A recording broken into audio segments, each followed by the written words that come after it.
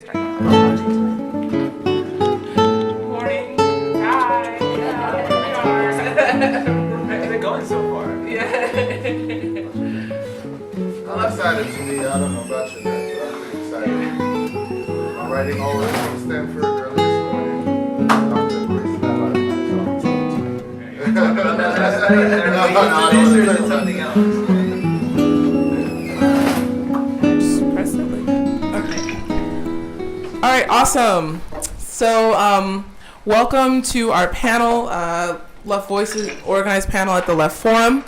This is a rank and file response to racism and police brutality.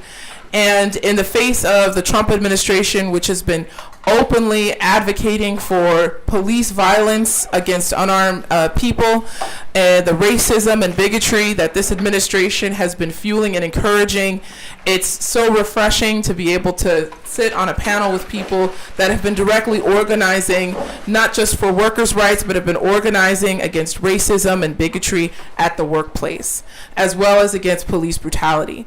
And so the three of us are going to be speaking about our experiences as workers organizing against racism and I'll be speaking about my experiences as organizing against police brutality at the workplace and in my union.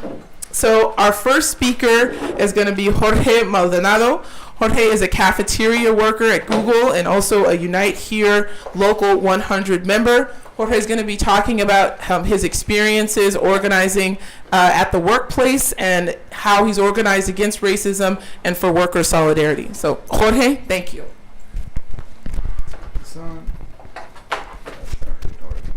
Good afternoon, everybody. Thank you for the lovely introduction. Always a huge pleasure to just know that there are so many people interested right now in talking about, debating, and really learning from people's experiences in this very important movement, the labor movement. And it's just really inspiring to see that, and especially.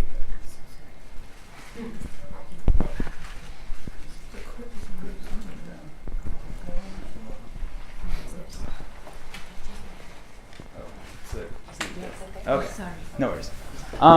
So very excited to kind of talk about, have some good discussions, and really think about, because in the end, what we really want to get to is understanding what the problems are and arriving at solutions to it. So as Julia mentioned, I am currently a cafeteria worker at Google's main office in Chelsea, and I've been working there for about 7 months now as a line cook. And I kind of went in there in a very kind of hot environment with management being very harsh with its workers, because we're talking about the tech industry, one of the biggest industries right now growing. People are supposedly in charge with the future, and the way Silicon Valley's been presenting itself as this left-leaning kind of group, they want to appear as progressive, they want to appear as people who are trying to promote diversity, and they're all about, we have these diversity programs that we want to grow, which, for me, when I first entered into the cafeteria to really just kind of improve on my skills, really kind of develop it as a cook, understanding that there's actually working in a cafeteria of 300 workers that come from over 30 countries, speak multiple different languages, already the diversity is there. That's the diversity. But the tech industry keeps saying, oh, we have too many white males, and we need to do something else, and we need to really push that. But then it's wait, I'm working in a cafeteria right now, and I see all this, and we're all getting paid minimum wage. We're all working our asses off to provide free food to all the tech workers right now, doing as much as we can, going through, putting up with a lot of overtime, putting up with managers being on our asses, just kind of all right, come on, we need you to produce faster because it's free food, people, and it's over 3,000 workers, I think, just in the New York campus alone, and it's a lot for the most part. And then just kind of seeing all the privilege and the kind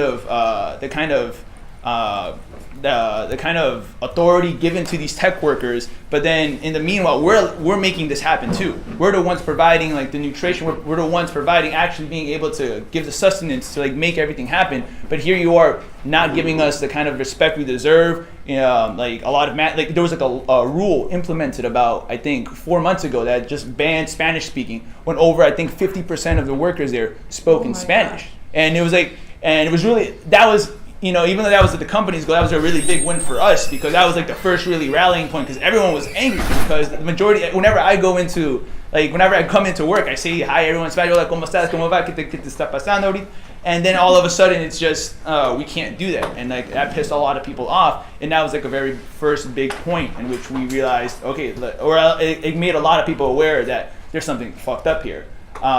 So kind of going forward with that, once Unite here started getting involved, and once a lot of people, it started with one of our main leaders in the kitchen. And so he reached out almost 2 years ago, saying that what's going on right now in the kitchen is not right. It's not something we're happy about. Because the people working there come from a lot of culinary experience. Either they're from culinary school, or they've worked in the industry for 5 to 10 years, and Google kind of comes in, brings them in. Yeah, we're gonna work in the tech industry. It's gonna be like, we're all about like fancy food, and I'm sure people have heard about like the exquisite free food that's served there. But it's all just a farce. It's all like the marketing. But in the end, it's just like another like cafeteria that's very like streamlined, and you do the same thing, same repetitive motions over and over. And you have all these people who like I've learned so much about the culinary world and the culinary experience while I was there, and then it's just for everybody to have this passion, but like in the end all you're doing is cutting onions for 2 hours straight, and then just like you're on your feet the whole time. It's very exhausting.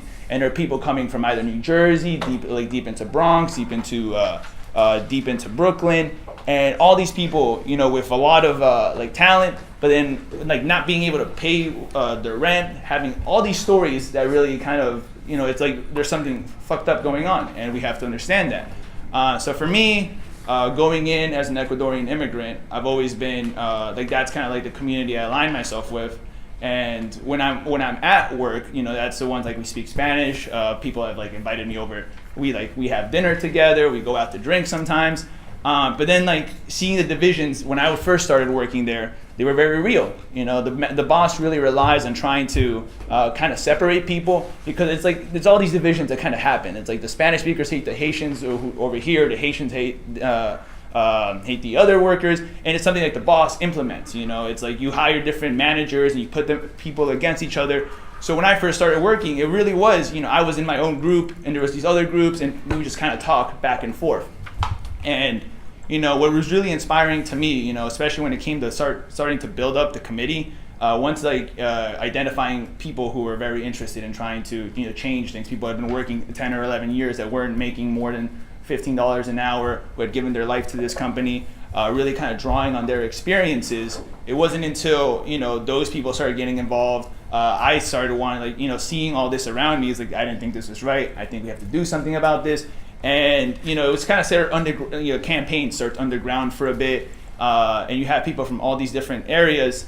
But then it's finally when we had the first committee meeting, and I'll never forget it, because it was one of the most powerful moments of my life, where you have all these people coming from all these different backgrounds, from all these different areas that normally never talk to each other, or if they did, it would be negative, or it'd be something that was, or they just they had no reason to. And it's the first committee where after months of talking, organizers talking directly with people and just kind of explaining what the issue, learning about what the problems are, what needs to be fixed, being brought into a room, and then once everybody's asked to stand up and share what their experiences have been, it really breaks down kind of what the boundaries we really think exist sometimes. Because no matter what we think about one another, no matter what we think about each other's culture, everything, in the end, we're all spending most of our time working 8 hours, 10, 12 hours a day at the job. It's where we spend most of our time. It's what really gives us, it's what determines whether we can live a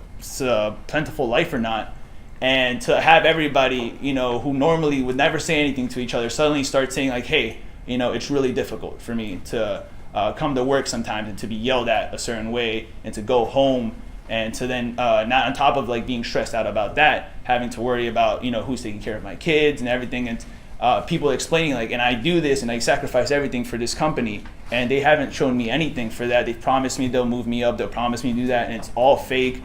And to for stories like this to be shared openly, and for people to really express what they're feeling, it really kind of realized, okay, it was the first time people really realized, hey, I didn't know that was going on in your life, that's going on in my life. And it's these issues that we, I think it's what kind of capitalism does sometimes, where it's just kind of you internalize everything. If you're not doing well in your life, it's your fault. Like why haven't you chosen a certain path? Why haven't you gone above and beyond to really get yourself out of that? And it was in that time where I realized, oh wait, it's not just me. Everyone is going through these issues. And then I'll never forget, like I was leaving with one time. I was leaving with Martha. She's like this.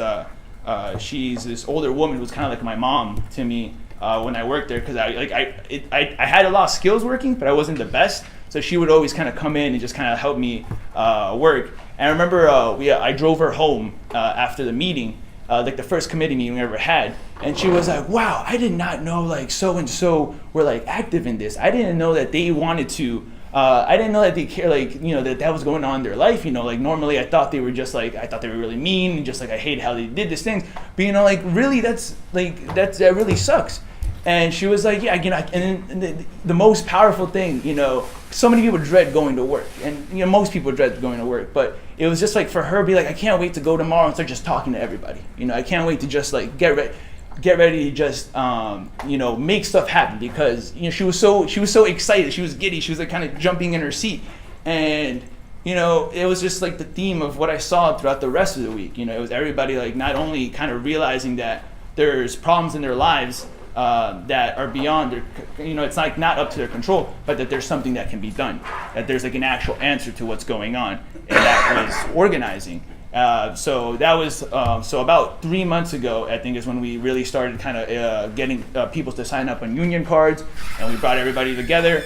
And it really was like you could see the change in the actual cafeteria. It went from these like cliques that were kind of forming, and you just almost saw it just suddenly started like it was like the structure of the workplace started transforming. People from like the Latinos were talking to the West Africans. People from like the Peruvians were talking to like the more like American people, and you just saw this like going from this very segregated area to people like really realize, okay, we need to make this happen. We have these issues that are going on, and here's what it's going to take to really change that.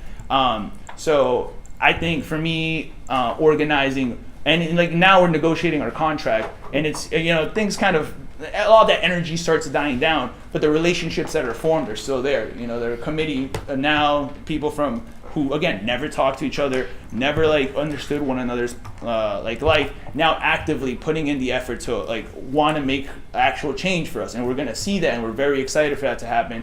And just seeing the prospect of what goes on in this one cafeteria, but like how that can expand not just in like all other types of service industries, all industries in general, but just I think it's what we need to do in this country. We need to have conversations. We need to relate to what actual material problems are affecting all of us, and like locating a common oppressor. And I think that really moves people, and it's been my experience. So that's just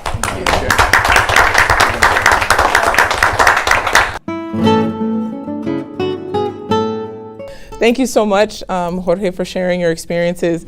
It's kind of funny also in the face of like the Starbucks, like racism shut down, whatever, that how they kind of this corporate response to racism in this way that's top down and completely a farce, a macchiato, if you will. I know. And then also like the reality of fighting racism through class struggle and challenging the kind of other things that people come to and bring with them at the workplace, and how your campaign was able to organize around that. So thank you so much for sharing that. And so I'd like to introduce our next speaker. This is Donald Jean-Marie. He is a member of, yeah, all right, hey. He's a hotel worker at the Stanford Hyatt, which is now unionized, recently unionized. So, we always count the victories for the working class, and he works there, and he's going to be talking about his experiences, similarly about organizing with different workers, with different backgrounds, and some of his experiences with that. So, pass the mic. You got a white shirt too. So. How's that? Is it too close, or is it good? Donald. So, good morning, everyone, once again. Like I said earlier, I'm very excited being here. Now, I'm warning you, my English, we're both immigrants, but my English is not as great as this guy over there, so Don't have high expectations, all right? So, like she said, my name is Donald Jean Marie. I immigrated here from Haiti back in 2008. I lived 5 years in Miami, and now I'm in Stamford, Connecticut, where I've been living for about 5 years now. So I've been working at the Hyatt, once I first moved. I'm gonna talk a little bit about my background, how I got involved with the union, so you guys have a better understanding how I became the person that I am today, what kind of motivated me to be the organizer that I am today. So when I first started at the Hyatt, I started as a part-time cafeteria workers for $9.50 an hour. We're talking about Stamford, Connecticut. I don't know if all of you guys have been to Stamford. Stamford is currently one of the highest growing cities in the US. We have a lot of big corporations moving from Stamford, from New York City, avoiding the tax, and then the people that works for them, like you guys, are being exploited, like literally exploited. We're talking about a lot of immigrants, a lot of people from Haiti, like I am, a lot of people from Dominican Republic, the Central America, working for minimum wages. So these people are obligated to live 30 an hour away from the city that they work. They have to commute about an hour because you have to take 2 trains and all that. So when I first started at the Hyatt, we didn't have the union. I'm talking about 2013, 2014. We got our first contract.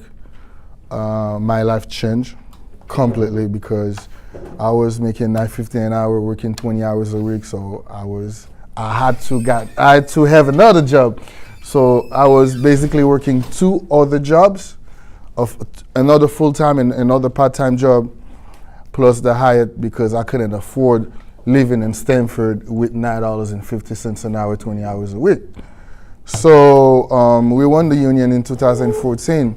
But one thing we realized, being the only city, the only hotel in the city with the union, when we have a few major hotels in the city, we have the Marriott, we have the Sheraton, we have the Hilton, and 2 other hotels that not that popular. So we said that's not enough. Us, the workers, of course, we built a committee inside of the hotel, and we said we need to do more.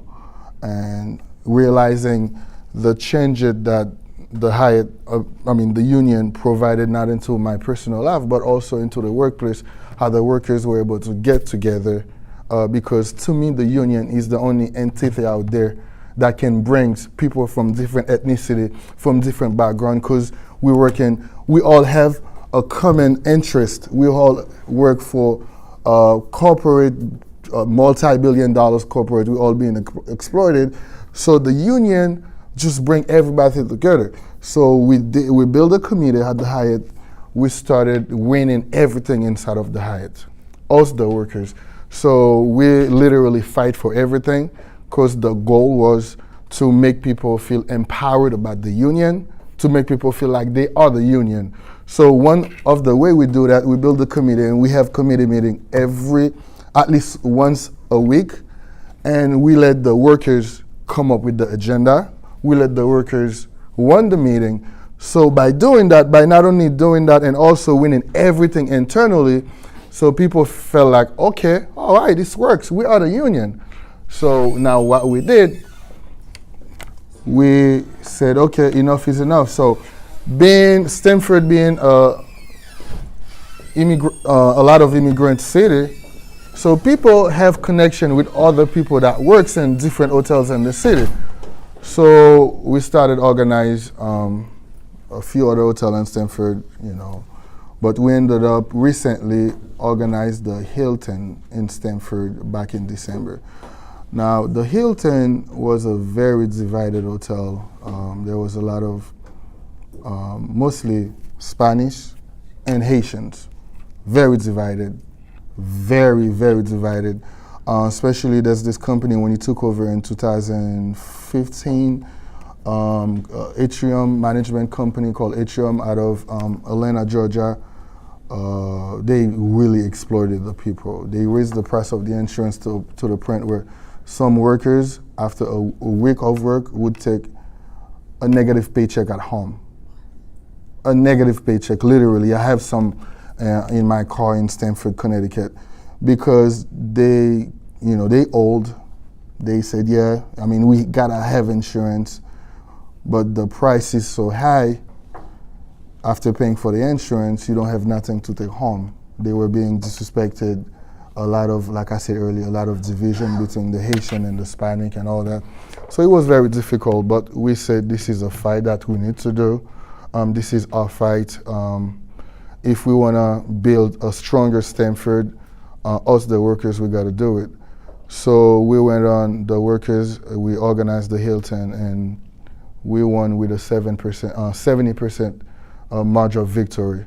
Despite, between the 3 weeks from when we went public to when we have the election, the company did everything in the power to boycott the union, to the point they spent nearly $3 million to boycott the union by bringing a lot of big companies, union busters companies from all over the country. But the abuse were so bad inside of the union, and the people were so motivated. And most importantly, the way we were able to penetrate inside of the hotel, because I am an hotel worker, right? And I go to an house visit, and I'm knocking on your door. I'm not a white person with a suit on trying to sell you something. I know your struggle. I'm telling you, this is actually work. I'm speaking from experience. I've been through your situation before. It worked for me. Why don't you join us? Why don't we get together to build a bigger Stamford, to beat the boss? And the only way we can beat them is by us getting together. So we did that. Like I said, we won with 97%. So out of 115 people who voted for the union, we had 110 against 5 no's. 110 yeses to 5 no's. So we won that. Now, thank you. Now, the hotel were very divisive, and then it was amazing. It's amazing now to see how I told Julia that on the phone. We were having a fun conversation. The 2 best friends in the housekeeping department right now is a Colombian woman and a Haitian woman. You know, how the people were able to get together to beat the tactics of the boss. And it's really interesting. It was a very intense campaign. We worked very hard on it, but I am very proud right now because we were able to pull that victory, and we were able to beat racism against the workplace. And one other thing the company did within that 3 weeks, I forgot to mention, guys, they brought different groups, different languages. Let's say they brought a lot of organizers from Orlando, Miami, to talk to the Haitian. They brought people from Providence to talk to the Spanish. They would have like a small groups meeting to tell them that, no, you better than the Haitians, to tell the Haitians you better than the Spanish, but they didn't buy into that because we literally make them realize that this is the tactic of the boss to keep you always wanted, always want to come back. You guys deserve more. If you don't realize what they're doing, it works for them, but against you, you'll always be living like hour away. But once you realize that, once you realize we are the one who provide the money for these motherfuckers. Sorry for my French. You know what I mean? So once you realize that, listen, we hold you for one purpose. Me personally, I left my country, I was in second year college. I realized it's not working. My cousin graduated college, nothing is work. I left everything behind. I decided to come here, seeking for a better life. And one of the questions I always ask them when we're having committee meeting, do you guys feeling that you live in that life that you left your country for? Literally leave everything behind. Some of them were college professors, they have careers and all that. And now you come here working for $10 an hour, minimum wages, you can't even afford to pay your bills. Some of them have to take loans. Some of them have to work like 3-4 jobs. 2-3 jobs just to get by. But it can always be different. And then the only way we can make the difference is realizing that we have the power. Let's get together and fight against the boss. So now that the Hilton is union, now they have a lot of respect. They're very happy. The boss can fuck with them anymore, because for anything we mobilize all the workers and we have a fucking delegation in front of the hotel. So we have delegations at 5 in the morning. We have delegations at 11:30 p.m. You know, we are in the middle of negotiate our contract. Hopefully we're gonna come up with something good. But you know, I'm excited to be here, guys. I'm excited that you guys came to listen to our story. Thank you very much.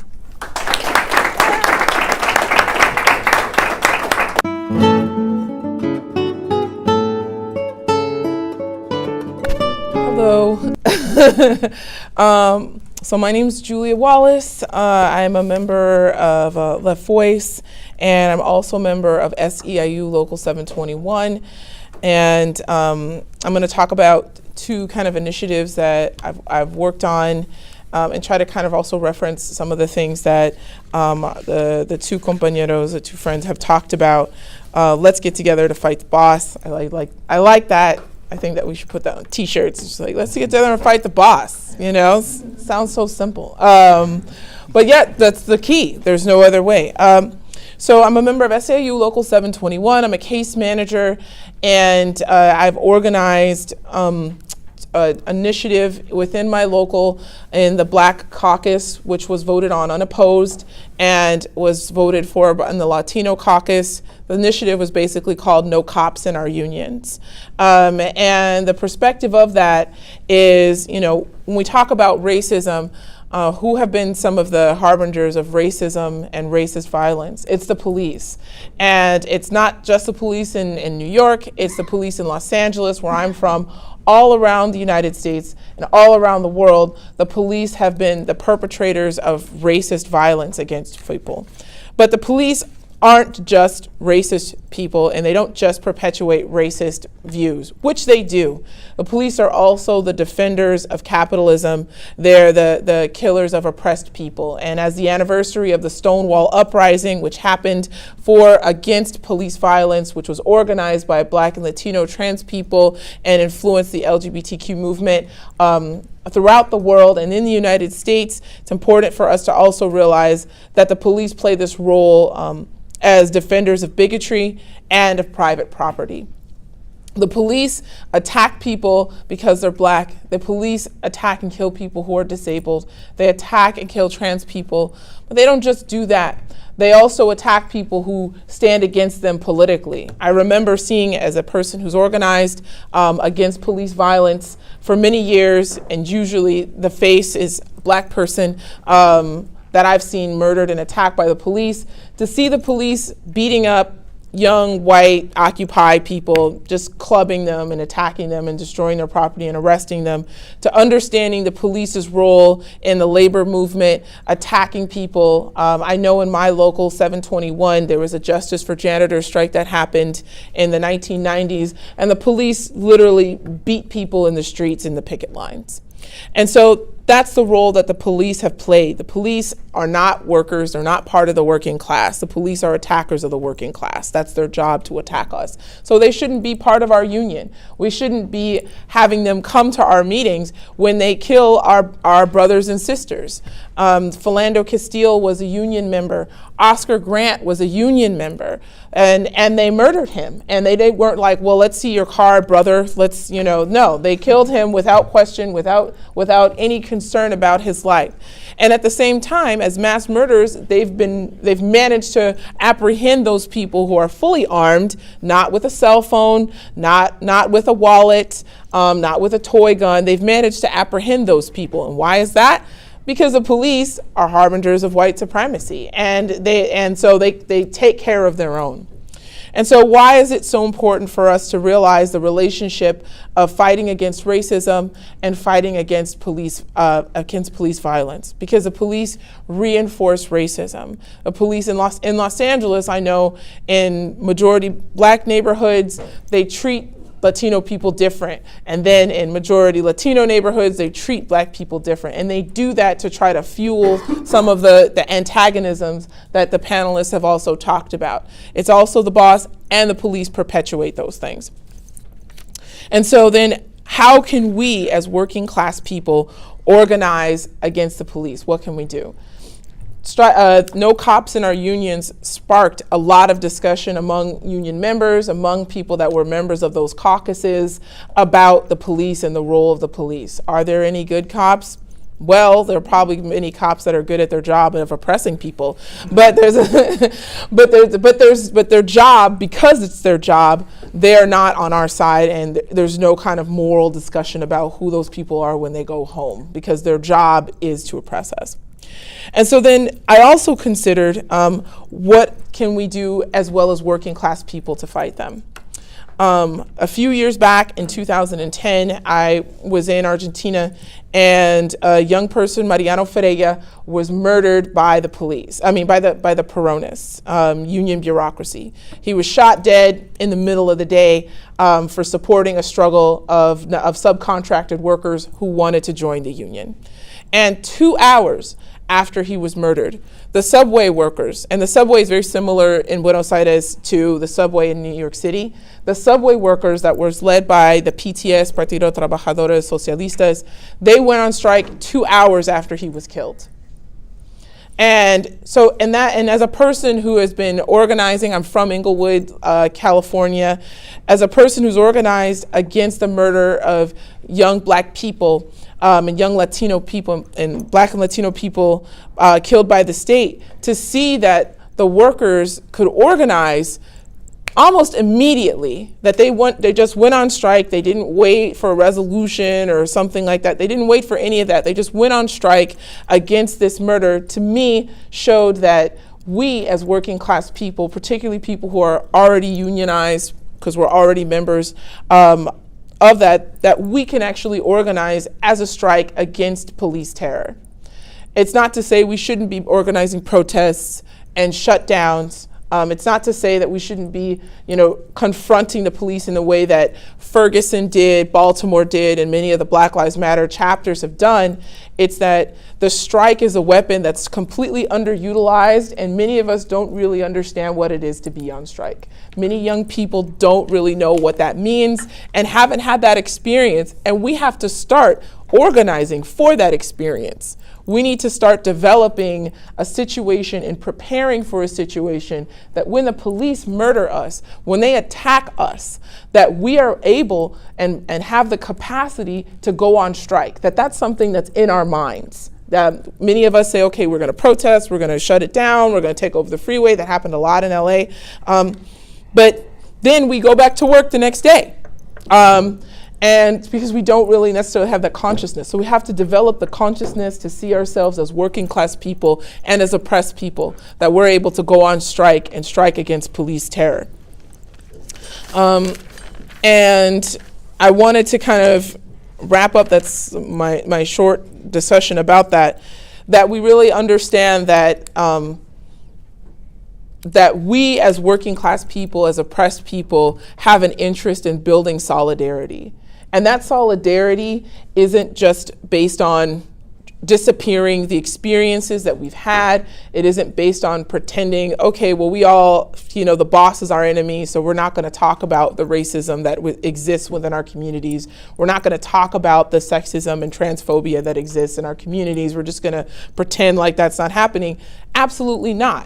From what I've heard from both of our panelists is that they confronted the issues that people were dealing with, and they did that to say, with the issues that we're having, we have to fight the boss, and we have to address the racism in order to better fight the boss. We have to deal with the bigotry that people are dealing with as immigrants, as black people, brown people. We have to deal with those things and say, you know what? The things that we're facing, the bigotry that we're facing, is in the interest of the bosses and in the interest of capitalism and imperialism. And furthermore, that we can organize internationally as the working class internationally against against capitalism and imperialism that is itself international. So that our job, our ability is that there's so many of us in so many ways that we're affected and we're attacked by capitalism, that we're already a force to be able to fight against capitalism and imperialism. And that we have more in common with each other than not in common. Fred Hampton said, you don't fight fire with fire, you fight fire with water. You don't fight capitalism with more capitalism or black capitalism, you fight capitalism with international proletarian socialist revolution. And so my point is to you is that the police that we deal with, the bosses that attack us, all the bigotry and things that we're having to face as working class people, that we come together and organize together so that not only can we strike against police terror, that we can build a society that working class people and oppressed people run for ourselves and against and to eliminate the bigotry, capitalism, and imperialism that attack us and make us suffer every day. So I just want to conclude with that and open it up for questions and comments. So thank you.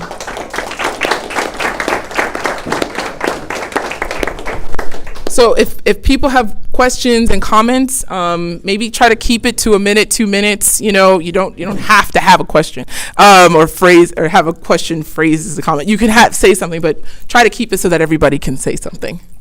Thank you. Hello, thank you for your presentation. My name is Gordon Barnes. I'm a member of Revolutionary International's Youth. I'm also an adjunct at Queens College and a member of the PSC, the staff union at CUNY. I have a few comments and questions. So relative to kicking I think that Julia, your analysis of the police is accurate, and relative to getting them out of the union. But also within the SEIU, there are security guards who also defend property. If you look at New York. At Baruch College, at CUNY, you can watch videos online of the security guards who worked hand in glove with the police to repress working class students at Baruch College in 2011. So I would just like some sort of response to that, and to the panelists in general. I think that there is a certain level to struggling against the ruling class in this country with the unions, and it's wonderful both of the first two presentations that there's solidarity between workers from different backgrounds, but that unionizing does not end the racism of the boss and the union bureaucrats, because they are the stark realities that they're tethered to the Democratic Party. What the working class needs is a revolutionary party to break away from that, to break the unions from being tethered. So what the rank and file needs to do is it's not enough just to unionize, right? We need a revolutionary political organization to lead the working class. It can't just be union level consciousness. While that is important and good, there needs for us, as Julia mentioned, to fight against capitalism and imperialism, right? You need a revolutionary party to lead the conquest of power, right? It is possible. Do we want to take or do other people? Okay, so do we want to just do 3 at a time? Is that okay? Okay, so I see you, and then I see you. All right, go ahead. Hi, I'm Robert. I work with the Socialist Workers Alliance of Guyana. I'd like to thank the panelists for their comments, especially the guys who work at the hotel. And the two themes I saw coming out of what was said was that there was pushing forward a kind of class struggle unionism that, you fight back against the boss, you don't compromise, you don't negotiate. And then what Julia was pushing, which was a kind of social justice unionism, which is that you fight for the interests of the workers on the job, but you also take up the causes of the working class in the community, especially the more oppressed layers of the working class who are not necessarily represented in your union directly by taking up issues like Black Lives Matter, the women's struggle, and these kinds of things. But I think one thing that was missing is the reality of the present union movement, where the leadership of the union movement is largely anti-immigrant. There have been cases like in upstate New York where the unions call ICE on construction sites against undocumented workers who are working there. Or we could take the example of the teachers union in New York City refusing to endorse Black Lives Matter when people were pushing for it to happen. So I think with that we understand then why when social justice protests happen, they kind of initiate outside of these workspaces. So then if, as Julia says, part of what we should be doing then is pushing for workplace fight backs against assaults against oppressed people. Part of what we should be doing within the unions as well is pushing the union to join those struggles outside of the workplace. Like people do things like shut down highways and shut down malls in response to police brutality because this is how they conceive of themselves and their social power in society. I would say it's the job of socialists to add that our power is the power that runs society and we can shut the whole thing down. But it's very important then to join people in the struggle where they are to say if you think that you can, that malls running efficiently and people shopping regularly while Black people being murdered on the streets is not good, we'll come with you there. But to give the struggle any kind of continuity, you have to then take it back to the workplace. And I agree with the comrade who spoke first in the discussion period to say that the thing that can link these things together is a political party. But I think there's another link within union work, which is that within the unions, it's not enough to organize unions and caucus within unions and build rank and file caucuses. You have to fight for leadership within the unions, and I would say openly socialist union leadership, because as great as the union you guys are organizing is in Stanford, at the end of the day, what is the political character of the leadership of the union? Who, when elections come around, will they endorse for office? I have the answer for you in a minute. But great comments, I appreciate it. Yeah. And then last one, and then we'll. My name is Paul. I'd like to echo first the thank yous for being here and talking to us. My question, I guess, is my own working experience has been largely in part-time jobs where there's a very small staff that's actually working all together at once, and there'll be a large workforce, but most of them will be all scheduled at different times and that sort of thing. So I know, because this is obviously something that I want to do more of and I want to get involved with, and it's difficult for me to conceptualize making strike and making unions seem like as you were saying, something viable and something that's real for a lot of workers, especially in an environment like this where you don't have a lot of fraternization between the workers just because no one's here. I don't know half the people I work with really because they're never scheduled at the same time. Or people that are, again, there will be just a small number of people on the floor at the same time so that it's difficult to actually create a sense of solidarity, a sense of union with, as opposed to working situations where there's a large number of people on the floor at any given time. So I guess my question for you guys is what works kind of independent of very specific circumstances where you can have a large active discussion but most of the time? What are the universal things that that something like someone like me could do in a situation where I don't have the opportunity to speak to my workers, to my fellow workers very much, if that makes sense. People. I could respond to your question, I guess, or provide our response if it works. Yeah. Yeah. Always could respond. Cool. To whatever you want. Yeah. Let me put this here.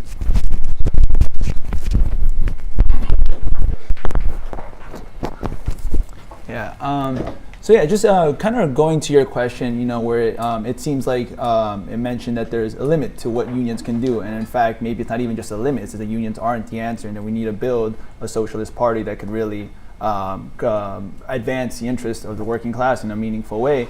I agree with that 100%, and I think we need a broader movement that can connect these movements that goes away from the limits of business unionism and union bureaucracy, which is very real and very entrenched in how things work.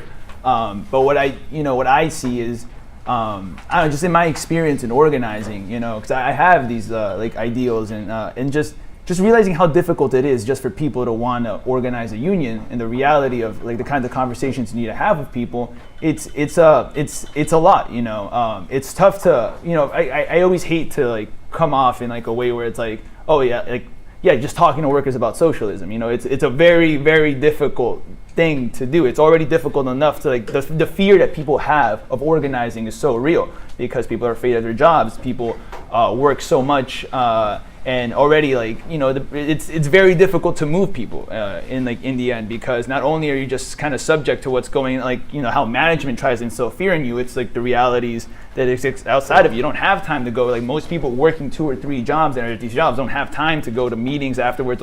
Don't have like those opportunities really to really entrench themselves in like, oh, maybe we need this like independent party to kind of like move us. It's a lot to get there, and I do think unions provide the most basic like first forms of actually contesting power in a meaningful way. And I think getting to where we want is going to take stages. It's not. I don't think it's like you have first this independent party or this socialist or whatever just like existing already. It's you need to have like to get people to first question the structure in their workplace. Like my boss is doing this to me. This really sucks. That already takes a lot. A lot of people just abide by el jefe, abide by like, and it takes a lot to get past that. And then they'll go against the company and then go against society. It's a lot of work, and that's why it's been so difficult. And it's why we're in such a situation, which is why we have to start at the most basic kind of conversations that unite us all together. It's like, how does your workplace affect your life, and how do those issues then go forward from there? So I think unions or like union activity or organizing is really like a good first stage, like for the first like and the most fundamental kind of experience people can have in like fighting, recognizing that there's a fight to be had, and actually winning. And then from there we can kind of build on that and see where it goes. But that's my opinion. Bullet points. Yeah. All right. I can agree with you more. It's a very difficult discussion to have with workers about political parties. Now, I've been in a union since 2014. Obviously, it's not a long time, but I've read a lot about the union. I know about the union history. And one thing we realize is the union itself is not enough, just like you guys mentioned earlier. So what we've been doing in Stanford, while we're organizing the union, we've been talking about the workers, about politics alongside. So how we started that, like I said, it's a very difficult conversation. You're trying to organize workers, and at the same time, you're trying to tell them, a lot of them, they love Obama, they love the Democratic Party. It's not an easy discussion. So we started by having political educations. So 1 week we have meetings about the union. The next week we have people coming to the union hall, and people have been very excited to hear about, some politicians. So it kind of make it a little a little smoother for us to do the transition. And now we're building a socialism group in Stanford, actually. Recently, we have our leaders, I believe he spoke this morning, Mr. Lynch, who's running for the Senate in Stanford for the Socialism Party. He came to the union hall and have a meeting with the workers, and a lot of, I believe, 20, I don't know how many people, about 20 to 30 people came to the office to listen to him. So we are aware of that, and then we're actually taking action against that. And so far it's been working because people are pretty interested. I'm becoming a socialist myself for the past couple of, I would say, years. I always go against it, but I finally realized that the union itself cannot fight against these people. And then one of the reasons that struck me is because I realized when we were organizing the Hilton, we brought a lot of politicians in the city to support the fight. And the result was very tremendous. It kind of pushed me and said, okay, maybe if we have our own political party, we can have even more. Because when the politicians came and talked to the boss, they said, you're not supposed to do this, you're not supposed to do that, you need to stop this, I'm coming back within 2 weeks. If this still happening, you're going to pay the consequences. And they stopped. And then I said to myself, maybe if we have our own political party, it could definitely work better. I don't know if that's answer you guys' questions. I don't know if you want to react to. I wanted to respond to some of the things too. I think. Oh yeah.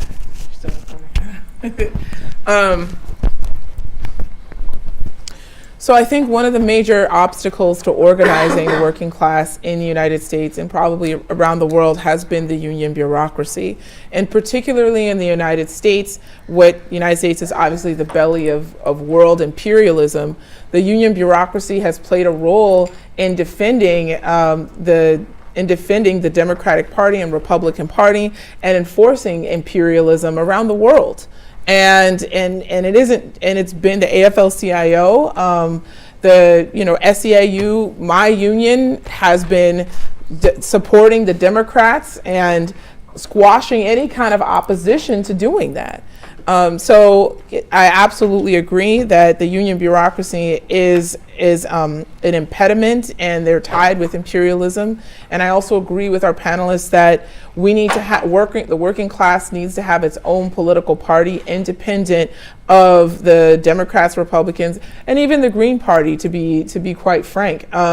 We need to have an organization that is in our interest as working class people and oppressed people. And that's something that, as many of us said, we're really trying to do that and have those kind of discussions and organizing in our workplaces, which has been, it's a challenge. It's a challenge because for decades, there has been an incredibly low level of class struggle, not just in the United States, but around the world. And now we're coming to this point where people are discussing socialism. Even though it's a Sanders socialism, which is really linked to the Democratic Party, more people are open to socialist ideas. More working class people are open to socialist ideas and considering themselves socialists. So then what can we do with that? That means that politically we need to be organizing as well as economically. So not just for a better contract, but also for what is our interest politically. And in part, strike against police terror, that perspective is to address that, is to say that we as working class people have a weapon of a strike, and that not only do we use that for a better contract, if that even happens, but also we use that in terms of political issues, striking against police terror, and not just against police terror, against the occupation of Palestine, against sexism, against so many things I've seen in other countries people do, where a woman is harassed at her job, and then the women go on strike, and then the boss who was harassing the woman gets fired. I know in Argentina with the group Pani Rosas, they've done that. So really seeing the strike as a weapon, but also we need to organize politically against the union bureaucracy. And with my union, the security guards, it's been an interesting role that they've played, because on the one hand, they're not employed by the state, but on the other hand, they're protecting private property and they're assisting the state. And so to me, we need to be also organizing against what the security guards are doing and against any kind of defenses of capital. Even though I don't think that they're the same, because obviously the police are employed by the state. They're like the Pinkertons in some ways. But at the same time, they're also paid very low wages. But I think that the security guards really play this role of defending the police. And so we need to be opposing the security guards and really challenging within SEIU, within our unions, the role that the security guards are playing. It's a lot of times SEIU and other unions will just organize whoever will give them, money. They'll just, okay, well, that's a group of people we can group. So then we'll go and organize them without really any interest to actually furthering class struggle. I mean, it sounds alien to the union bureaucracy. So we need to do that. And then someone said, about workers not seeing each other. There's a lot of alienation. Marx talks about that, but there's a lot of alienation that capitalism really tries to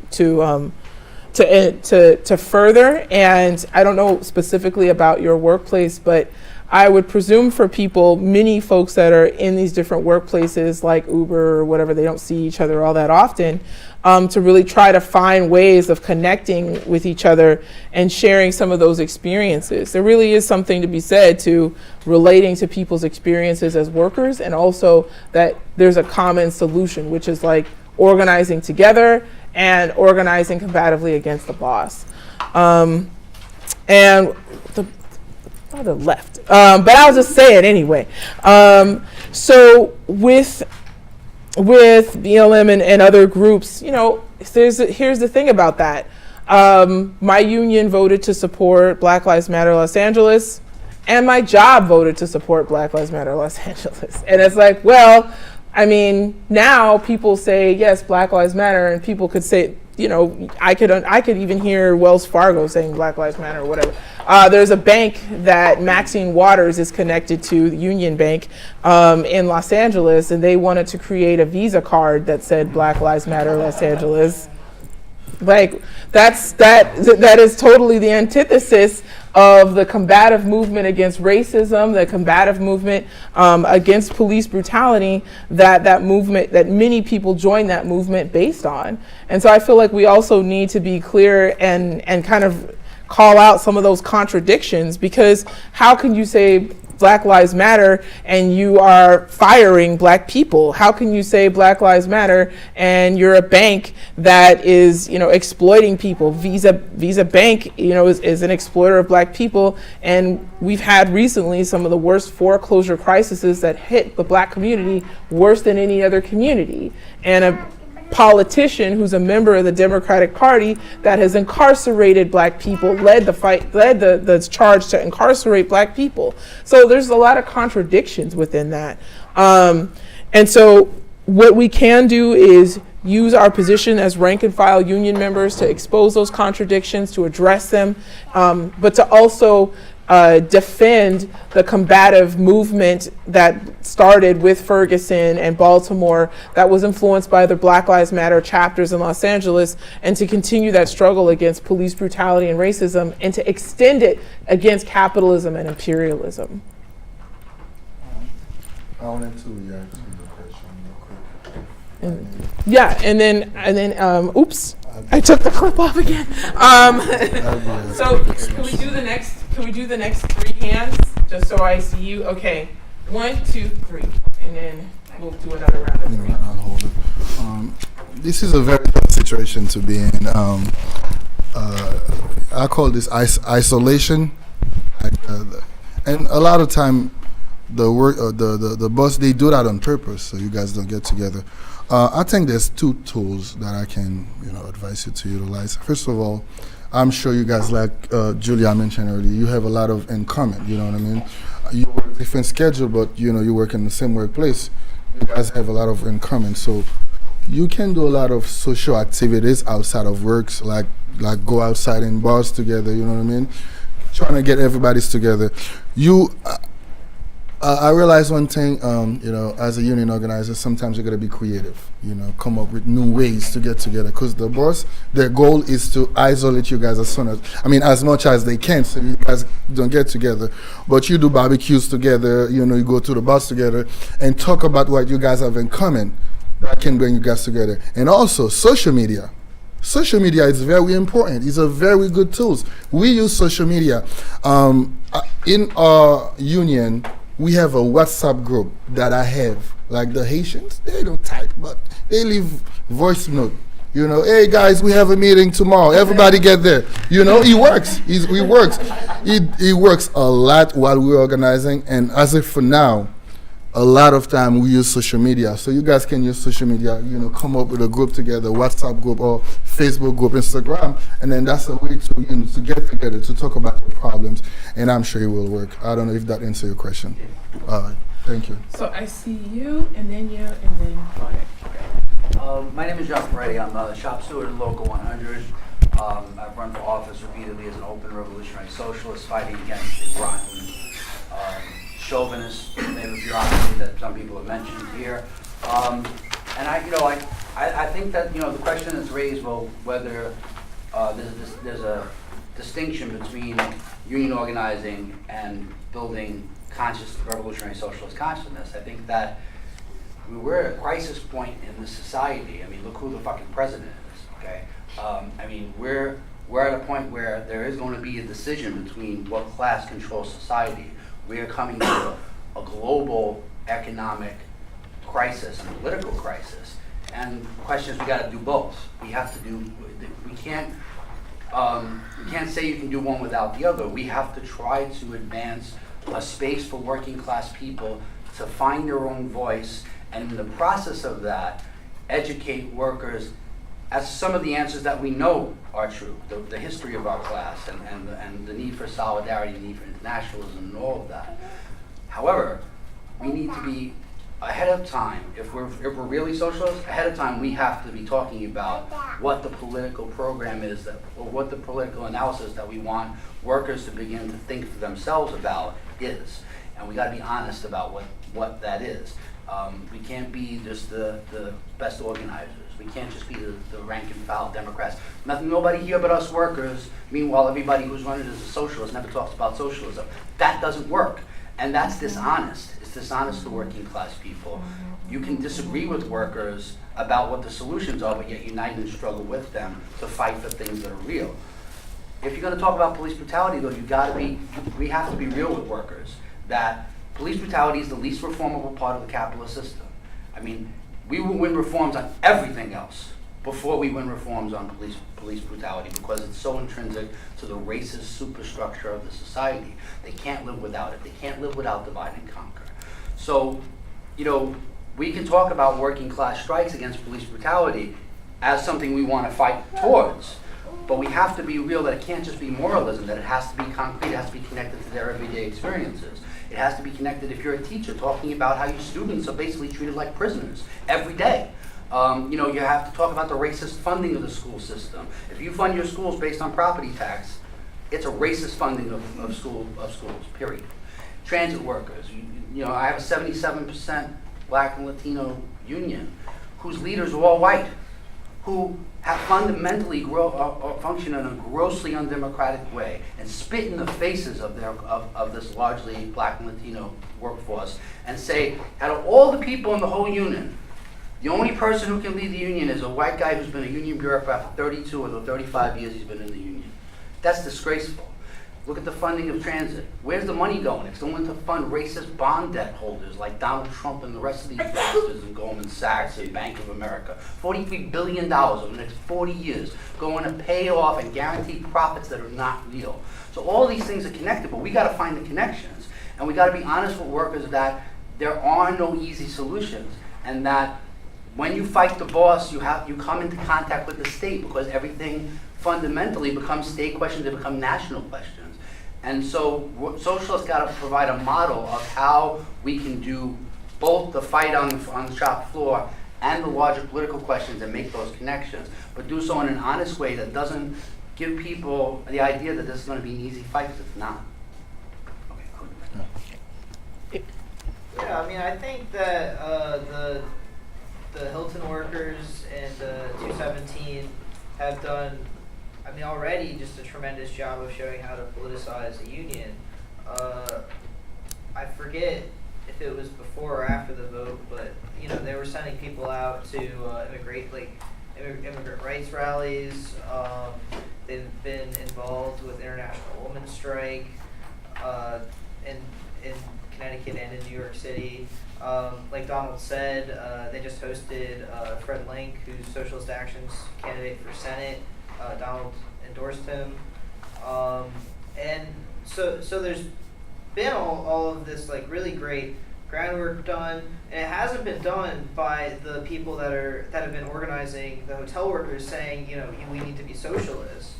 They've been organizing the hotel workers, and then people have and then the workers, because they've been organizing themselves, which is an important point. And this is my question, but I'll just say one more thing. Because they've been organizing themselves, they've been creating these networks to be able to, to say we should be involved with other things. And most of us are immigrants, a lot of us are women, and we should be involved with immigrants' rights, workers' rights, and hopefully now anti-police brutality struggles. but so my question is for Donald specifically, but I guess for all of you, for the Hilton organization, it's been an effort. It's been a tremendous effort by the rank and file, going on house visits and all this stuff. So could you like talk about how you've managed to organize the local through basically just rank and file, workers organizing themselves and not depending on the union bureaucracy or staff, really. Sure. Yeah, and like what effect that has. Okay. And then, No, take one, huh? yeah, it was him right there. Yeah, my name is Wallace from Berlin, for Left Voice, and I wanted to say a few more words about that example from Argentina that Julia gave, because that's an example that like really affected me as well when I heard about that. First the news of this terrible murder by thugs at a union protest, and then within just a few hours. Because when the subway shuts down, the whole city shuts down. No one else can go to work either. And if we try to imagine that in New York City the next time the police murder a black or Latino person, imagine the MTA shutting down. That's what could be more effective? I don't know. That's not blocking one street. That's like blocking just about every street in the whole city. And I think there's two things that made it possible to do that. It's not just that workers in Buenos Aires woke up one day deciding to be really militant. I think the two keys that they had is one, a really long tradition of struggle within the union, building up an opposition that's independent of the trade union bureaucrats. The decision to strike against police terror, that wasn't something that came down from above, that was something that workers decided together in an assembly. And a very long tradition of fighting for all the union decisions to be made together by rank and file members in assembly. And just anyone can make a proposal, and whenever it gets more votes, that's the policy of the union. And every representative has to carry out the policy decided by the base. That's the first thing. And then the second thing is the political question we were talking about, because Argentina doesn't have yet a mass workers party either. But I think they're closer than we are here in the United States. They've made more progress in that direction. They do have workers' parties that can get maybe 5% in an election. They can get like 1 million votes. And that means in the political arena, like when you have an election and there's a debate between the presidential candidates, like the number 4 most popular politician in Argentina at the moment, with like 5-6% support, is a revolutionary socialist. So it's not just something that we talk about in forums like this, but that's something you can hear on TV. When you watch TV, you can hear someone talking about the need to get rid of the police, the need for working class communities to organize themselves and to run their own affairs.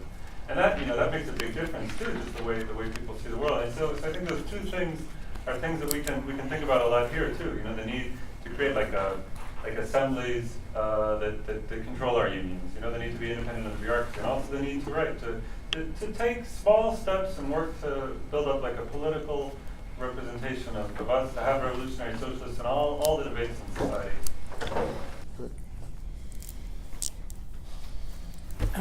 Okay, so I'll go to every question. Thanks for all the comments. Thanks, my brother. You were very great, and also so to go back to Hilton, Stanford, I feel like one of the main reasons our campaign was so effective because us, the workers, we took the decision to organize ourselves.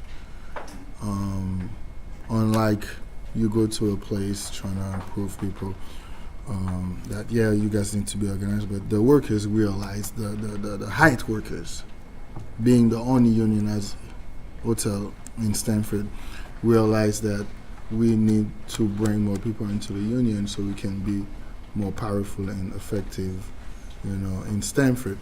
So we only had one fully staff organized. That was just Andrew. He was pretty much the guide, and I don't know if I should take the credit to say I was the second person on the line. I was pretty much the second person with a very, very busy life. At that point, when I started organizing, I was, I believe I was thinking about proposed to my girlfriend. I was in the middle of getting married. So it was very tough. It was a tough life. I didn't even think if me personally I would be able to do that. But because I realized that this is my fight, this is important for me, how much power I could get, I did it. And I was pushing people. And Evans, I don't know if you heard earlier, and also I mentioned it, other people just follow because what we were able to do inside of the Hyatt, they felt like I said earlier, they were the union. They led the whole union. When there's something going on inside of the hotel, NGO is not there. NGO is in LA, NGO is in Miami. We organize ourselves internally. We march against the bus and we get results. So what if we do that, externally? It can work even better, So, and also, rank and filers, that matter to me works better. Rank and filers organize other rank and filers because we're struggling together. We are in the same freaking situation. We are being exploited together. And then I said to my Haitian people all the time, these people are in our back. All we have to do is just shake our back. You just get up and shake, and they all fall off. And then once they realize that, they be like, yeah, let's go. I mean, we have to go for it. And then our goal is to organize the entire city. We're working towards that, We're making a lot of progress. And then we're going to get there. Thank you. Yeah, to also, thank the elusive clip.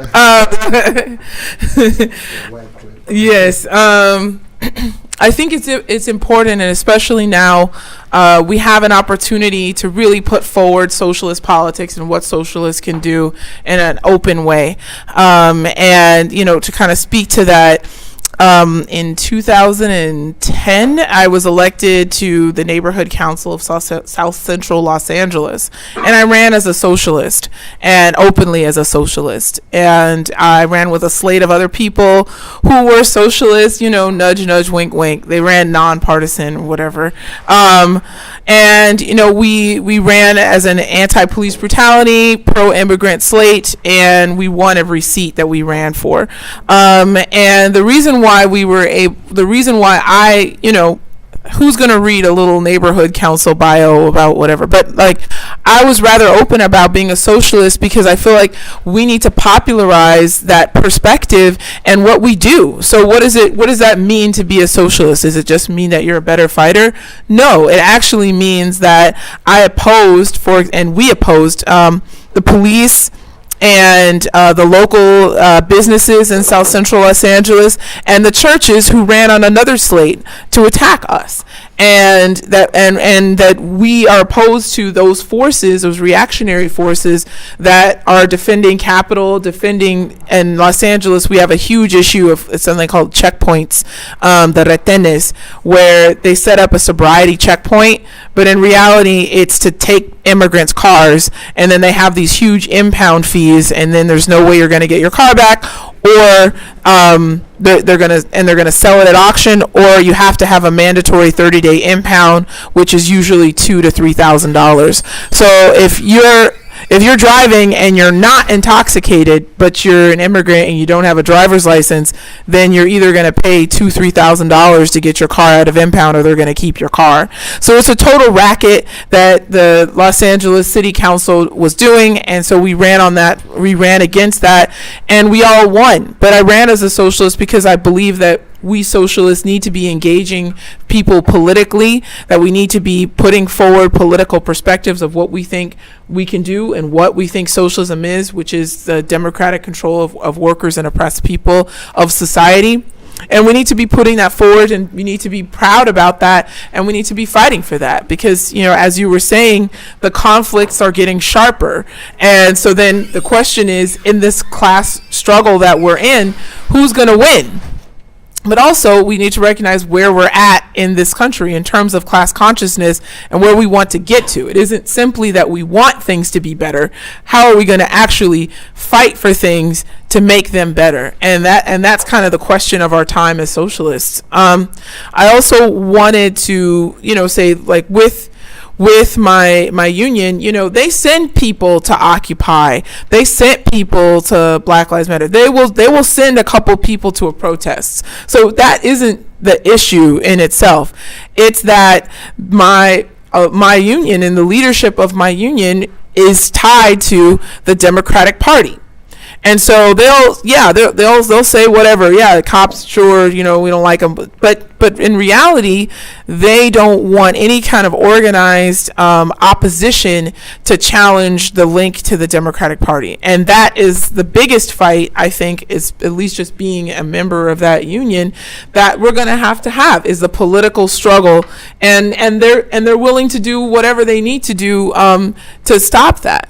And so I feel like in my union, we're not. There isn't an organized opposition to the Democratic Party and giving money to the Democratic Party and building our own rank and file unionism politically. But that's what's got to happen. And that's what we as people who consider themselves socialists in this room need to be discussing with each other in a comradely way, how we're going to actually move forward and win. Like, we all can have our own ideas and our own ways about what we think, but if we're siloed rather than like actually discussing these things and figuring out how we're going to actually move forward concretely, then we aren't going to be able to move forward in that way. And so that's just another thing that I feel like we people who are socialists, a lot of people are socialists in this room at the Left Forum, how are we going to be able to do that? How are we going to actually take advantage of this moment where people are thinking of socialist ideas and engaging them and really putting them forward in concrete working class solutions? So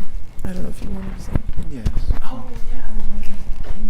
I'll say that for you. Okay, no worries. Yeah, I mean, so it looks like, it sounds like we've been kind of talking about just the role of like the rank and file leadership going against union bureaucracy, and also how we can have simultaneously like that political education that is so important. And what I've like heard about what's going on in Stanford and just the Hilton workers, like how there's people who've actively been engaging and becoming radicalized. I think right now, when thinking about rank and file leadership, Local 100 Unite here, where I work at, it's very unique because almost all of the staff people who work there are rank and file members. Like almost every single one of them have like worked, at least 5 years, or just they're all rank and file. There's not a single white like organizer there. It's very unique. It's all Black and Latino. But the thing is, it's not just about having rank and file there. It's about having a structure that's in support of rank and file leadership, because even though they're all rank and file, or they started rank and file, they are now in the same union bureaucracy, and they are still, in many ways, organizing alongside the bosses half the time. So it really is, it's a question of, can you just actually, is it just about getting rank and file leadership, or is there a structural issue there? Is it like, you can't have, like, once you get into union bureaucracy, there's a limit there. So it has to be always from the rank and file. It has to be like, what Vladik, you mentioned, which is about forming caucuses. We need to organize from the rank and file as rank and file members, and actively being able to have these conversations, but also to have what's been happening, what I've seen Left Voice do, which is so incredible, is like alongside these struggles, also like creating these outlets of for like alternative forms of political education, and like actually engaging people in that way. And it needs to be people taking leadership as rank and file members. And what's leadership even mean? It's like you are trying to tell somebody that this is something that's a viable solution. Why are they going to listen to you? It's because you need to establish trust with them. They need to trust you. They need to have, again, like I feel like that's what I always go back to, but we need to have the larger like ideas and where we want to get to, but then we got to think at the most like microscopic level what that really looks like. And it's not just going to somebody and saying that this is the solution, but like what's it take to build trust? What's it take for someone to want to listen to you in the first place? And that's a really difficult thing. You need to like understand what people are going through. You need to, it's just like that very beginning, and then afterwards it's where once you get from there, you become somebody in your social circle that people listen to you and want to listen to you, or like have a reason to, and you've like shown the reason why. Like if I tell you to come to this like reading group, like there's a reason, like that there will be a payoff for it. Not, and it's sometimes it'll be because they like you and they're just okay, whatever. I've seen you do this. I saw you stand up for me in here. I saw you represent me in this way, and then that's how we start building. So that's just kind of, and it has to be, and then from there, like we have to understand that the resources right now, even though as much as we're against union bureaucracy, the resources are with the unions. So we have to take advantage of that. Similarly to how, like, it's in the same way we think, a company can't survive without the workers. A union has to rely on its rank and file leadership for it to survive. So we need to reform it from there, build caucuses, build independent institutions, and then, that's just, I think, how we have to go forward. So. I just remembered another thing I wanted to mention was about thank you. I mean, also thanks for everybody's this is a very high level discussion, and I'm really glad that we're having it. 'Cause it's one of the most important things. It was the purpose of us. Of course, I'm glad to be the panelists and everything, but the purpose isn't just a glad hand. It's also for us to really figure out what we're going to do. And I wanted to kind of talk a little bit about the Mariano Ferreira, because I just happened to be in Argentina. I was at the Zanon worker controlled factory, and I was hanging out with one of the workers, and then that's when we got the call that Mariano Ferreira was murdered. And then 2 hours later, they're like, oh, the subway, they're on strike. And how did that happen? It was also that the workers and working class people that were in the subway are socialists and they're Trotskyists. And that's not for nothing. The people who if you want to be able to do something like that, it's not going to happen in a day. It's organizing. It's discussing politics and standing up to the boss and the union bureaucracy. So when that happened, the union bureaucracy didn't call that strike. The rank and file workers called that strike, and they called it, and they called it within minutes after that, and then the whole thing was shut down. And so I feel like we have to kind of see ourselves. Well, then how could we even get to that point? I don't know. I don't think that we're at that point in any workplace anywhere in the United States. Maybe I'm wrong, but how do we actually get to that point? And it's also having that perspective and that strategy. I know, with working with us, Left Voice, part of our perspective, the folks that are, regular contributors and writers, is to, at the very least, give a voice to the working class and to struggle, to be able to be where the workers are at and to film it, to document it, to write about it, to allow people to engage it, people who don't necessarily have the complete same political perspective that we have, but to really be able to engage people on that.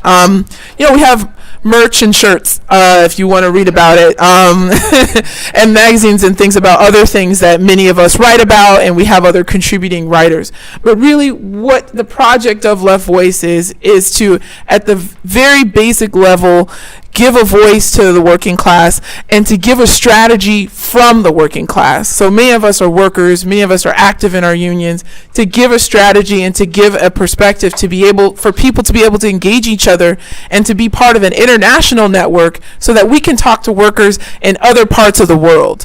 Because, the class consciousness in other countries in some ways is a lot higher and combative and organized than we are, so that we can learn from those other workers. How did you do that? How were you able to go on strike like that? How were you able to pull that off? We would love to be able to do that. How can we discuss with each other? I mean, I don't know how they haven't made Facebook illegal, because so many other organizing things have happened through that medium, and we have the ability to talk to people for free about how they were able to organize strategically. And I feel like we should just be taking advantage of that moment, and you all should, in a sense, take advantage of Left Voice as a project to be able to discuss about the struggles that you're involved in, the campaigns, the things that you're discussing with your coworkers. Let's say you have a boss, there's an asshole boss, and you all want to confront them, contact us. Maybe we can come and film it.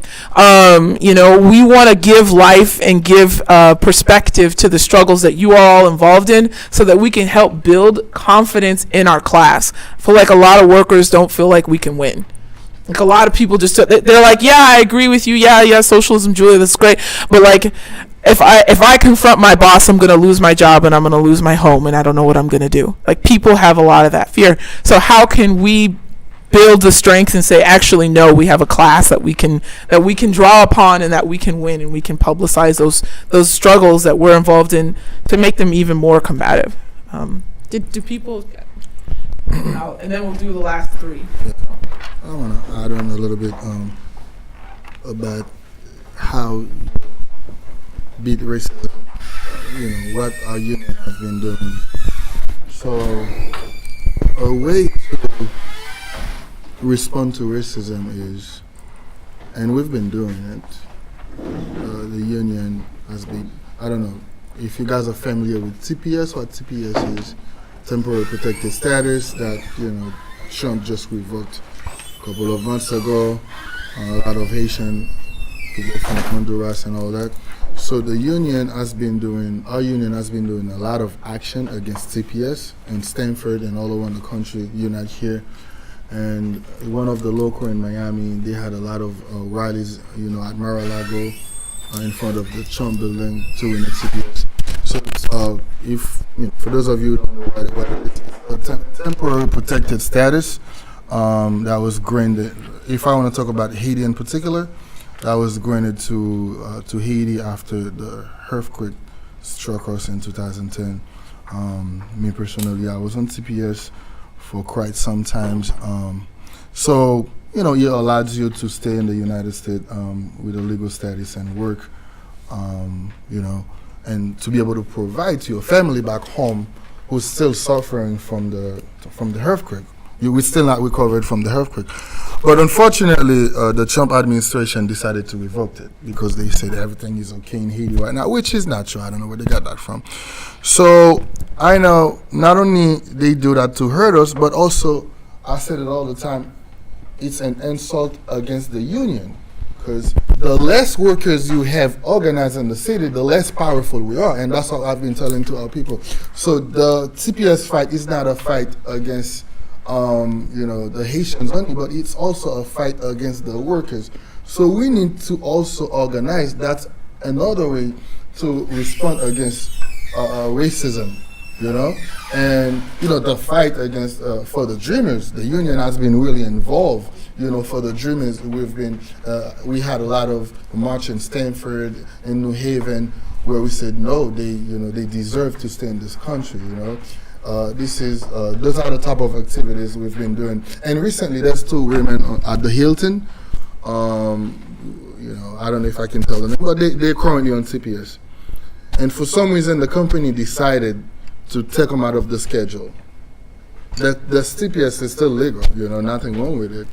So within days, we were able to mobilize the entire hotel.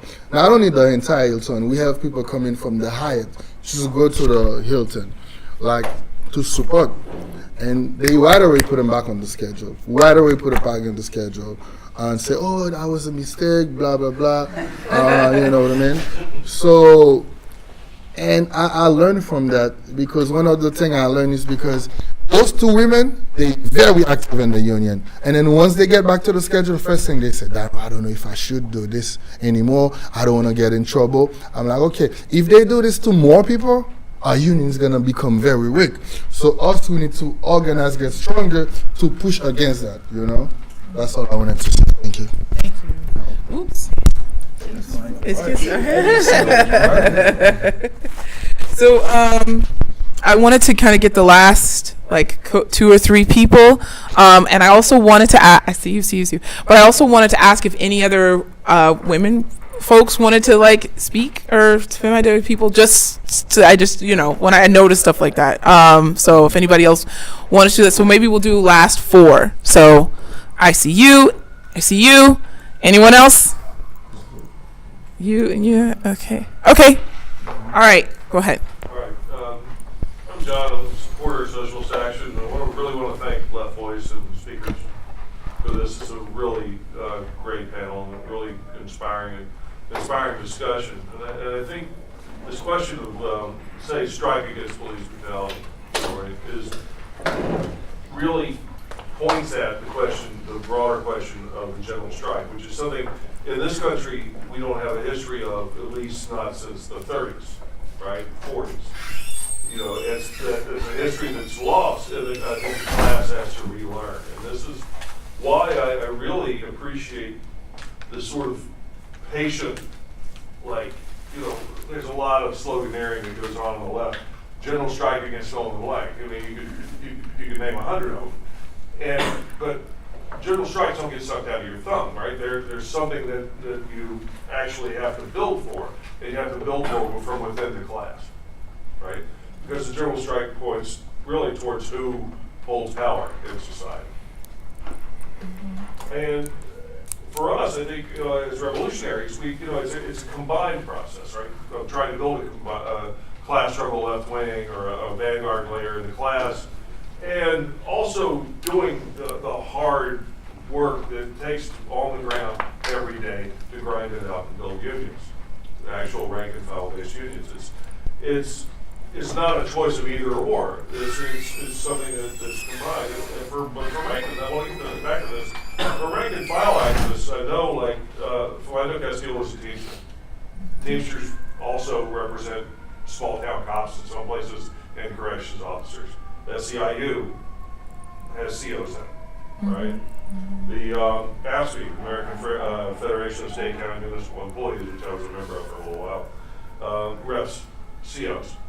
Right, and you know, like, you're trying to bring a MUMIA resolution before International Convention of the AFSCME, the COs block it.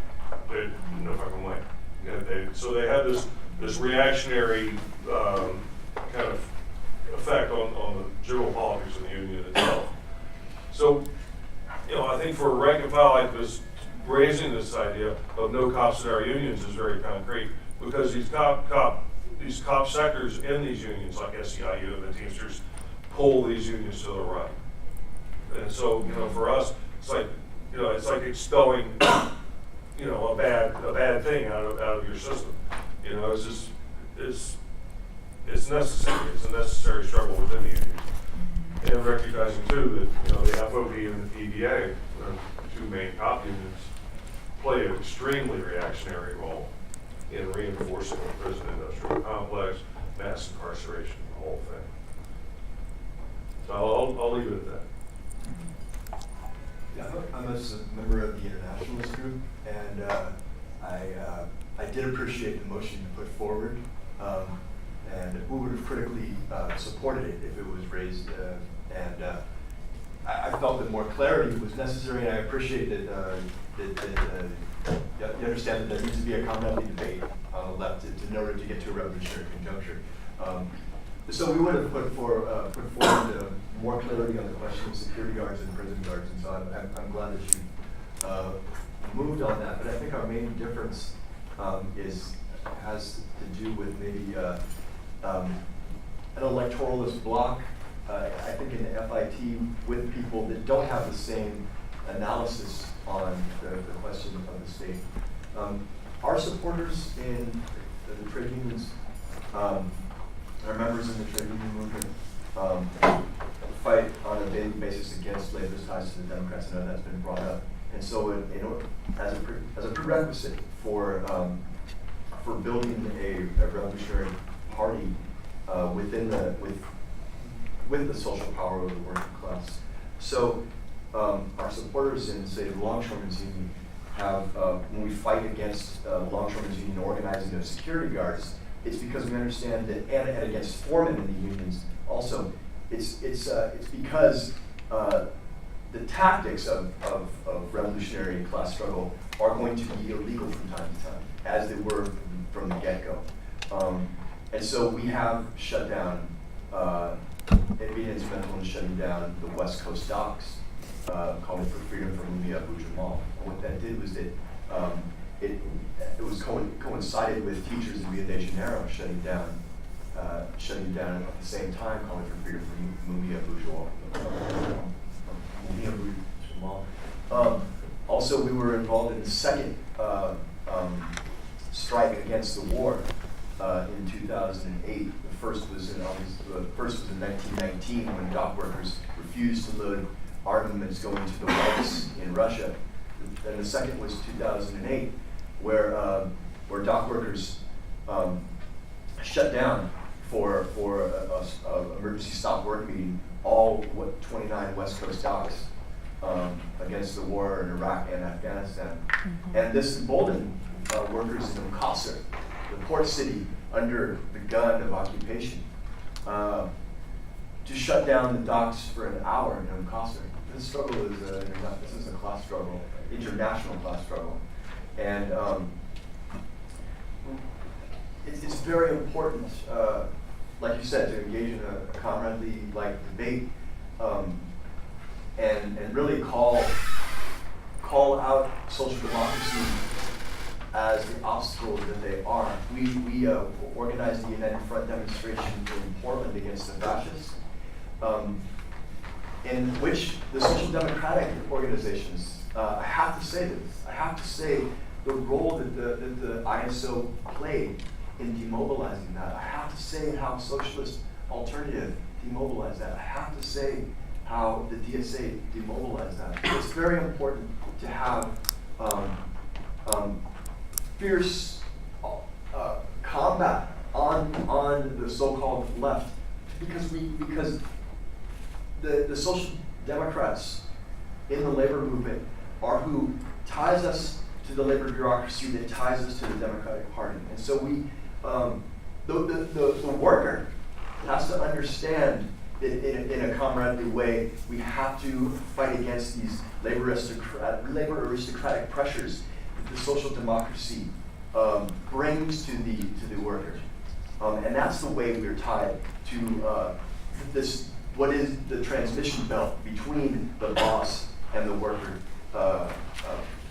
And so I guess that's where we see our difference. Okay. Ian, and then here. Go ahead, Ian. So hi, I'm Ian, also a hotel worker in Stanford.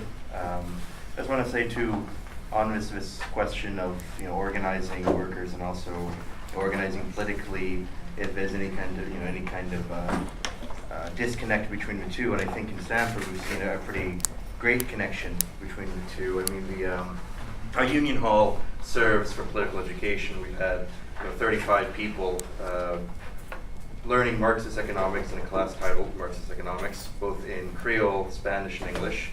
I remember workers who went to that, who also learned of a job that the value they create gets stolen from them. Learned in a more academic setting, as it were.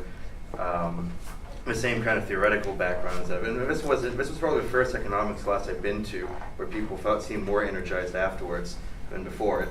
And so many of these workers then became more involved in organizing the other hotels. They went out on visits.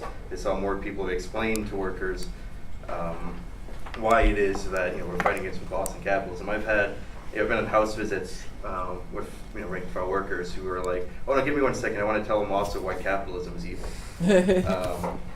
Or the fact that on May 1st, not only was there an action within the hotels, within the Hilton, against a particularly bad housekeeping manager, but then afterwards I watched a film called Marx is Back. Afterwards that, everyone went out and visited some more workers with non-union hotels. There's a way in which, involving people into the political discussions behind it makes me more excited to keep fighting, not just in a union struggle, but also in a political struggle. A lot of workers also, fortunately for us, a lot of immigrant workers come from countries with deep left-wing politics, or come from parties themselves. So they're able to get into the office, and they fight for the union, but they also want to learn other things too. They learn about politics. The 217 office in Stanford, I think, is the only union hall that I've been in, but has a picture of Trotsky on the wall, also Che Guevara. And red flags and things of that nature, and the library workers routinely pick up books from. Coincidentally, actually, I still have to get one from a reservationist who took the book with American Socialism by Cannon. She seems to like it a lot, but so there's a way in which we're not actually disconnected at all, but in building a political, building politically and educating politically, this helped our organizing. It also means that when there's an issue like the two workers who were taken off schedule, people knee-jerk understood that it was an attack on the union, an attack on left within the union, and mobilized against it. So it's, but it's because there's been struggle in Stanford. People are thinking outside the box. I mean, Donald actually hasn't mentioned it, but he was a leader of a small strike at the Hyatt around bell carts, the location of bell carts 2 years ago, and pretty much, they try to move the bell carts closer to where the guests can get it. Now, you're at a full-service hotel, and you're a bellman. You make most of your money off of tips. So you move the carts close to where guests can use it. You're taking away from that pool. Managers try to move it. Within half an hour, every bellman was in the office yelling at the GM. First, we're yelling at him outside, in the lobby area, and the GM moved in. Within 20 minutes of that, the entire hotel was in that tiny room, so it actually sprawled out quite a bit, yelling at every single manager we can get at, saying the bell carts go to where they're supposed to go, bellman takes it, they're going to get tip money, also going to get paid a little bit extra for that time lost. They weren't making tips and they wanted. And it was that kind of organizing, winning small strikes, or small stoppages at least. But got everyone excited to organize the other hotels and to also, take Marxist economics classes. I'm sorry, I wanted to give a moment to just let our panelists just wrap up for a second, because we're just going to wrap up. If that's okay, if people have last words they wanted to say. You want to go first? Yeah, I mean, I think I think the most important part about this is thinking of solutions and action and what we can do and how we want to do things. And I think more so than anything, and again, part of what I find so important about Left Voice's work and what Donald and Ian have been able to accomplish is in directly involving themselves in working class struggle, directly being able to implant yourself there and actually being able to promote these ideas. We need socialists in these movements. But we also just need people who are ready to fight and want to and are willing to learn and want to go forward with that. So I think beyond anything, the left, needs to be able to, continue with the strategizing, with what we planning on where we want to go, but it also needs to exit a lot of the reason we've been so marginalized for so long, and reason it's been so difficult. It's enclosed in academia and enclosed in all these spaces, and union density right now it's a reflection of what's kind of happened, where the left really is, and why we think that a lot of the labor movement is so maybe hesitant to approach. But as you can see, people are ready. People are want to hear this, but it's who's actually engaging in that and who's actually doing that work to have people start thinking about things. I think people, once you start having it and once people hear it, yes, this makes sense, this is it, but there's no one telling people, there's no organizations reaching out in that way. And I think, it's how do we think that what we think is right is gonna be something that somebody working in a cafeteria, working in a hotel, they'll think the same way. How do we want to reach that message across, and what's it going to take to have that first conversation with that person at one point, and how do we want that to happen? And that's, I think what is most important, what I want to do in the work I'm looking for, and I think encourage more people to do. So. Yeah, sure. I just wanted to add a few more things. What us as a union, obviously we started a conversation already, we started to do a few things. But I put together two more things that I feel like us as a union we need to do to fight against capitalism and police brutality and all that. We need to implement more language in our contract, because in a lot of our contract, there's nothing against immigration and none of that. Now, in Stanford, and we had the conversation, we need to start implementing more things, more language into a contract about immigration, about, racism and all that.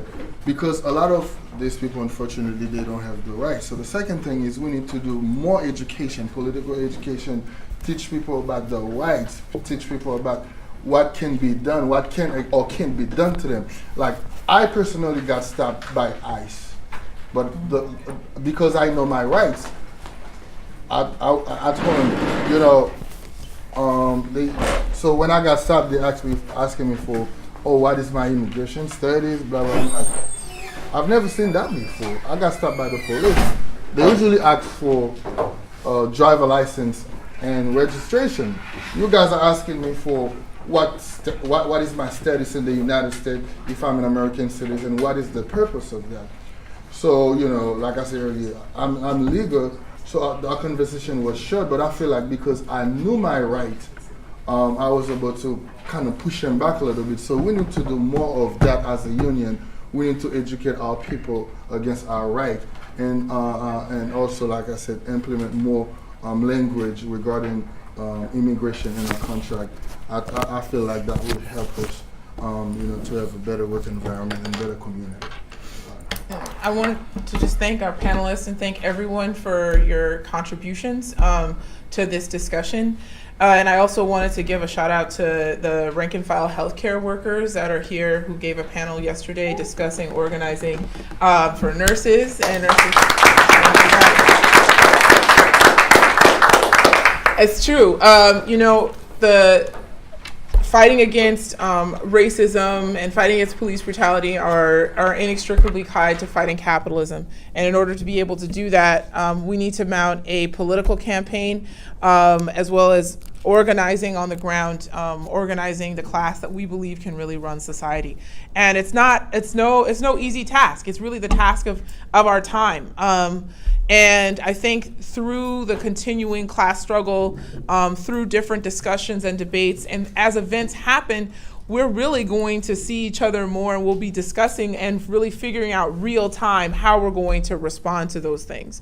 The discussion about capitalism and imperialism aren't abstract, even though in many ways maybe they have seemed that way, but they're really based on real time events. And I'm really looking forward to us all working together on the same side of the barricades against racism and for solidarity, against the union bureaucracy and for rank and file combative unionism, against capitalism and imperialism, and for socialism, where all of us really control not just our workplaces and not just our communities, but control the entire society internationally. So I just want to thank all of y'all for coming.